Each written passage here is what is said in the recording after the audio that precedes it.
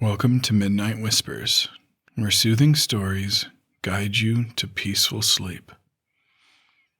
Tonight, we journey through a classic fairy tale, Hansel and Gretel.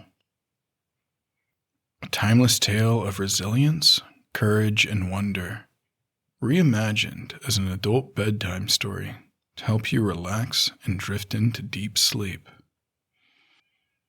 As you listen, let the gentle rhythm of the story carry you away. If you find comfort in these bedtime tales, please consider liking and subscribing. It helps support more calming content like this. Now, take a deep breath, settle in, and let go of the day's worries. Close your eyes whenever you're ready, and let the story unfold. Hard by a great forest dwelt a poor woodcutter with his wife and his 2 children. The boy was called Hansel and the girl Gretel. He had little to bite and to break, and once, when great dearth fell to the land, he could no longer procure even daily bread. Now, when he thought over this by night in his bed, and tossed about in his anxiety, he groaned and said to his wife, "What is to become of us? How are we to feed our poor children when we no longer have anything even for ourselves?" "I'll tell you what, husband," answered the woman. "Early tomorrow morning we will take the children out into the forest, to where it is the thickest. There we will light a fire for them and give each of them 1 more piece of bread, and then we will go to our work and leave them alone. They will not find the way home again, and we shall be rid of them." "No, wife," said the man, "I will not do that. How can I bear to leave my children alone in the forest? The wild animals would soon come and tear them to pieces." "Oh, you fool," she said. "Then we must all 4 die of hunger. You may as well plane the planks for our coffins." And she left him no peace until he consented. "But I feel very sorry for the poor children all the same," said the man. The 2 children had also not been able to sleep from hunger, and had heard what their stepmother had said to their father. Gretel wept bitter tears and said to Hansel, "Now all is over with us." "Be quiet, Gretel," said Hansel. "Do not distress yourself. I will soon find a way to help us." And when the old folks had fallen asleep, he got up, put on his little coat, opened the door below, and crept outside. The moon shone brightly, and the white pebbles, which lay in front of the house, glittered like real silver pennies. Hansel stooped and stuffed the little pocket of his coat with as many as he could carry. Then he went back and said to Gretel, "Be comforted, dear little sister, and sleep in peace. God will not forsake us." And he lay down again in his bed. When day dawned, but before the sun had risen, the woman came and awoke the 2 children, saying, "Get up, you sluggards. We are going into the forest to fetch wood." She gave each a little piece of bread and said, "There is something for your dinner, but do not eat it up before then, for you will get nothing else." Gretel took the bread under her apron, as Hansel had the pebbles in his pocket. Then they all set out together on the way to the forest. When they had walked a short time, Hansel stood still and peeped back at the house, and did so again and again. His father said, Hansel, what are you looking at there and staying behind for? Pay attention and do not forget how to use your legs." "Ah, father," said Hansel, "I am looking at my little white cat, which is sitting up on the roof and wants to say goodbye to me." The wife said, "Fool, that is not your little cat. That is the morning sun, which is shining on the chimneys." Hansel, however, had not been looking back at the cat, but had been constantly throwing one of the white stones out of his pocket on the road. When they reached the middle of the forest, the father said, "Now, children, pile up some wood, and I will light a fire that you may not be cold." Hansel and Gretel gathered brushwood together, as high as a little hill.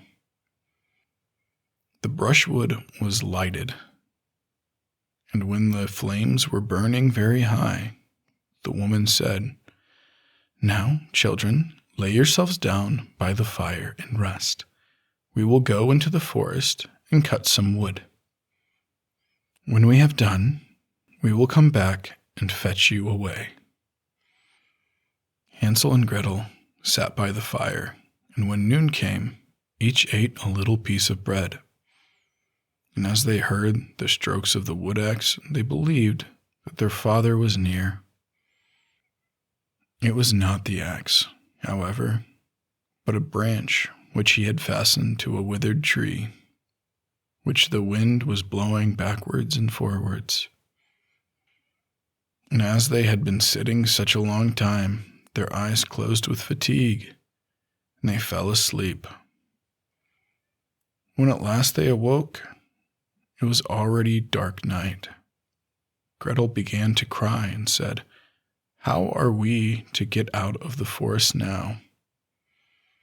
But Hansel comforted her and said, "Just wait a little until the moon has risen, and then we will soon find a way." And when the full moon had risen, Hansel took his little sister by the hand and followed the pebbles which shone like newly coined silver pieces, and showed them the way. They walked the whole night long, and by break of day came once more to their father's house. They knocked at the door, and when the woman opened it and saw that it was Hansel and Gretel, she said, "You naughty children, why have you slept so long in the forest? We thought you were never coming back at all." The father, however, rejoiced, for it had cut him to the heart to leave them behind alone. Not long afterwards, there was once more great dearth throughout the land, and the children heard their mother saying at night to their father, "Everything is eaten again. We have 1/2 loaf left, and that is the end. The children must go. We will take them further into the wood, so they will not find their way out again. There is no other means of saving ourselves." The man's heart was heavy, and he thought, "It would be better for you to share the last mouthful with your children." The woman, however, would listen to nothing that he had to say, but scolded and reproached him.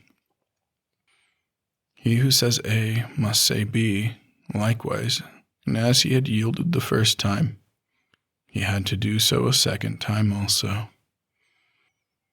The children, however, were still awake and had heard the conversation. When the old folks were asleep, Hansel got up again and wanted to go out and pick up pebbles as he had done before. But the woman had locked the door, and Hansel could not go out. Nevertheless, he comforted his little sister and said, "Do not cry, Gretel. Go to sleep quietly. The good God will help us." Early in the morning came the woman, and took the children out of their beds. Their piece of bread was given to them, but it was still smaller than the time before. On the way into the forest, Hansel crumbled his into his pocket and often stood still, threw a morsel on the ground. "Hansel, why do you stop and look around?" said the father. "Go on." "I am looking back at my little pigeon, which is sitting on the roof, and wants to say goodbye to me," answered Hansel. "Fool," said the woman, "that is not your little pigeon. That is the morning sun that is shining on the chimney." Hansel, however, little by little, threw all the crumbs on the path. The woman led the children still deeper into the forest, where they had never in their lives been before. Then a great fire was again made, and the mother said, "Just sit there, you children, and when you are tired, you may sleep a little. We are going into the forest to cut wood. In the evening, when we are done, we will come and fetch you away." When it was noon, Gretel shared her piece of bread with Hansel, who had scattered his by the way. Then they fell asleep, and evening passed, but no one came to the poor children. They did not awake until it was dark night, and Hansel comforted his little sister and said, "Just wait, Gretel, till the moon rises, and then we shall see the crumbs of bread which I have strewn about. They will show us our way home again." When the moon came, they set out, but they found no crumbs, for the many thousands of birds which fly about in the woods and fields had picked them all up. Hansel said to Gretel, "We shall soon find the way." But they did not find it. They walked the whole night, and all the next day too, from morning till evening. But they did not get out of the forest, and were very hungry, for they had nothing to eat but 2 or 3 berries, which grew on the ground. And as they were so weary that their legs would not carry them any longer, they lay down beneath a tree and fell asleep. It was now 3 mornings since they had left their father's house. They began to walk again, but they always came deeper into the forest, and if help did not come soon, they must die of hunger and weariness. When it was midday, they saw a beautiful snow-white bird sitting on a bough, which sang so delightfully that they stood still and listened to it. And when its song was over, it spread its wings and flew away before them, and they followed it until they reached a little house, on the roof of which it alighted. And when they approached the little house, they saw that it was made of bread and covered with cakes, but that the windows were of clear sugar. "We will set to work on that," said Hansel, "and have a good meal. I will eat a bit of the roof, and you, Gretel, can eat some of the window. It will taste sweet." Hansel reached up above and broke off a little of the roof to try how it tasted, and Gretel leant against the window, nibbling at the panes. Then a soft voice cried from the parlor, "Nibble, nibble, gnaw. Who's nibbling at my little house?" The children answered, "The wind, the wind, the heaven-born wind," and went on eating without disturbing themselves. Hansel, who liked the taste of the roof, tore down a great piece of it. Gretel pushed out the whole of one round window pane, sat down, and enjoyed herself with it. Suddenly, the door opened, and a woman as old as the hills, who supported herself on crutches, came creeping out. Hansel and Gretel were so terribly frightened they let fall what they had in their hands. The old woman, however, nodded her head and said, "Oh, you dear children, who has brought you here? Do come in and stay with me. No harm shall happen to you." She took them both by the hand and led them into her little house. Then good food was set before them, milk and pancakes, with sugar, apples, and nuts. Afterwards, 2 pretty little beds were covered with clean white linens, and Hansel and Gretel lay down in them and thought they were in heaven. The old woman had only pretended to be so kind. She was in reality a wicked witch who lay in wait for children, had only built the little house of bread in order to entice them there. When a child fell into her power, she killed it, cooked it up, and ate it. And that was a feast day with her. Witches have red eyes and cannot see far, but they have a keen scent like the beasts, and are aware when human beings are drawn near. When Hansel and Gretel came into her neighborhood, she laughed with malice and said mockingly, "I have them. They shall not escape me again." Early in the morning, before the children were awake, she was already up. And when she saw both of them sleeping and looking so pretty, with their plump and rosy cheeks, she muttered to herself, "That will be a dainty mouthful." Then she seized Hansel with her shriveled hand, carried him into a little stable, and locked him in behind the grated door. Scream as he might, it would not help him. Then she went to Gretel, shook her till she awoke, and cried, "Get up, you lazy thing. Fetch some water and cook something good for your brother. He is in the stable outside, and is to be made fat. When he is fat, I will eat him." Gretel began to weep bitterly, but it was all in vain, for she was forced to do what the wicked witch commanded. And now the best food was cooked for poor Hansel, but Gretel got nothing but crab shells.